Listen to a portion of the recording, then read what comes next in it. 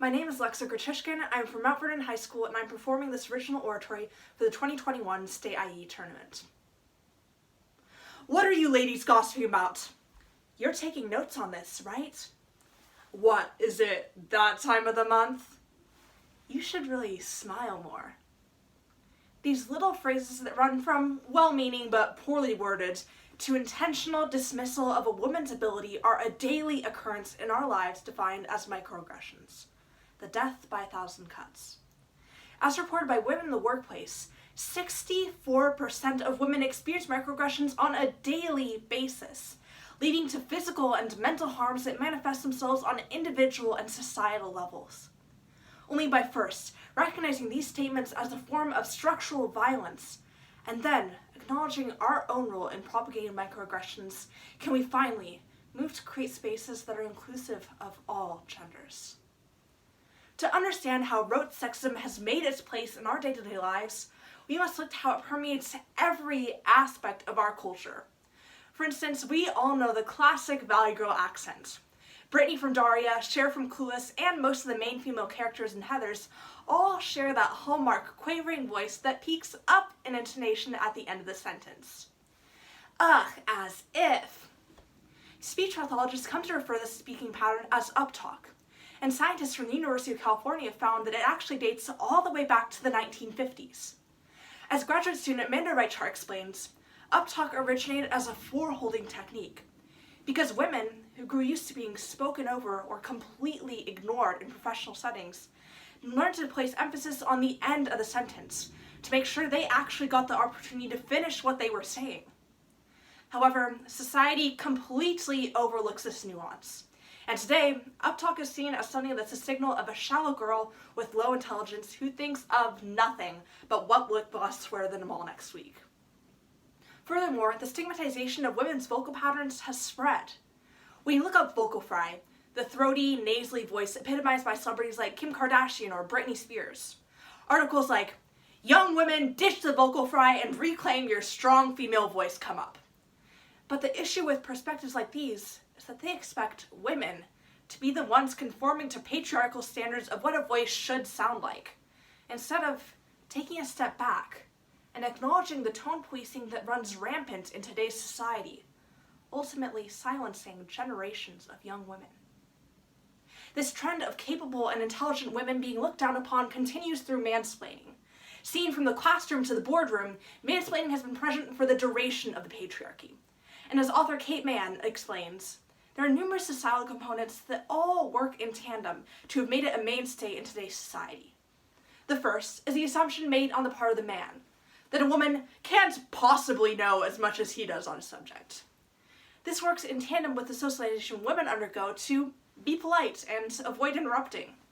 The result is the term himpathy, which describes women's reluctance to call out mansplaining even when they're experts on a subject, due to societal conditioning that creates feelings of guilt upon correcting men. Mansplaining, so easily laughed off, is something that is stopping the expertise of women worldwide from being shared and taken seriously. When sexism is present in our day-to-day lives on such a common basis, the impacts are unexcusable. For instance, Psychology of Women Quarterly explains that experiences of sexism shared symptoms to PTSD, and made women more likely to binge drink or smoke as a coping mechanism. Additionally, microaggressions make women less likely to be able to achieve promotions across all areas of work, and less likely to join traditionally male-dominated fields. But most importantly, sexism that seems indirect leads directly to real-world violence against women. Because as the University of Sussex explains, microaggressions make rape culture seem more excusable and make women afraid to share their stories or seek out help when they truly need it. In the moment, it's easy to let a sexist joke slide because, whatever, but when we look to how these microaggressions are holding back the success of women globally, it becomes much harder to awkwardly laugh them off. In the United States, this is seen through the lack of female representation in politics. The Democratic primaries this year had one of the most diverse candidate pools we've seen in recent years. And yet, despite Democrats priding themselves on progressive ideas about gender, a Washington Post analysis revealed that covert sexism was still a driving factor in candidate selection. When the least sexist voter quartile was analyzed, Elizabeth Warren was neck and neck with Joe Biden for votes. But when the most sexist quartile was looked to, this percentage plummeted by an astounding 30%. Additionally, and ironically, women who experience higher levels of internalized misogyny are more likely to vote candidates into office who directly promote sexist ideals when voting.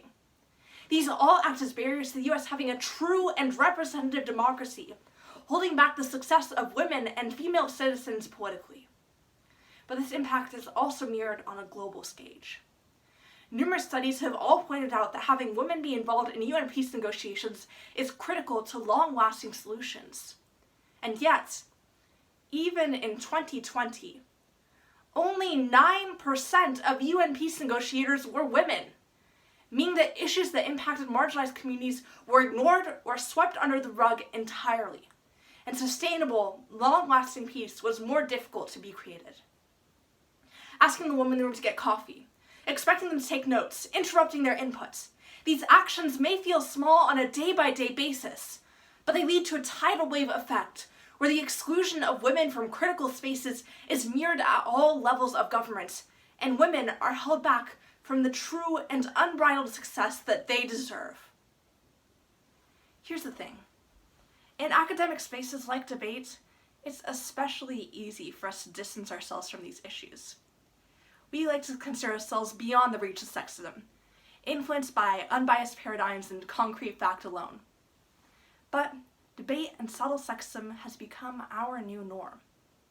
As Harvard Political Review explains in 2020, female-identifying debaters have a win rate of approximately 30% in front of male judges, despite having equal skill to their male counterparts. And this impact is mirrored in Washington, where subtle sexism in forensics has become our new norm. So, here's my own story, as hard as it is to tell. My sophomore year, I was competing in a completely normal Congress round. I sat down after giving my speech, clashing with some senators who were equally passionate female debaters.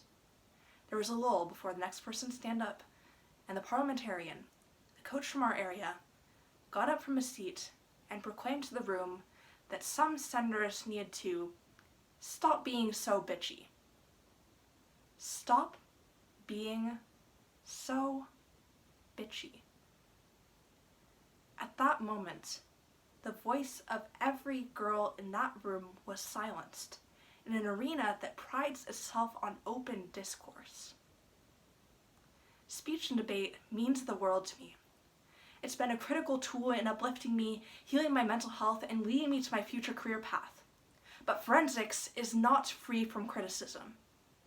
Our love for this activity must manifest itself as a desire for us to improve and make truly inclusive spaces. Because when we all do better, we all do better.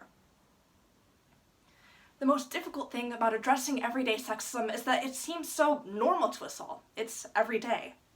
But by training ourselves to call out ourselves as well as others when we see sexist actions happening, we can gradually take those steps that are critical to the improvement of society. For instance, asking the perpetrator questions that call for clarification in their actions is an easy way to make sure that the person actually questions what they're saying without making them feel attacked, thus making them more susceptible to educating themselves on the harms their words hold. For women, coping with internalized misogyny can involve reaching out to a mental health professional, or simply beginning to break down conformity stereotypes in your day-to-day life. What are you ladies gossiping about? You're taking notes on this, right? Hey, you should smile more. Little words that hold immense consequences. However, by taking a step backwards and acknowledging how we are perpetuating microaggressions in the status quo, we can then move to create spaces that welcome all voices. And that is something that would make us all smile more.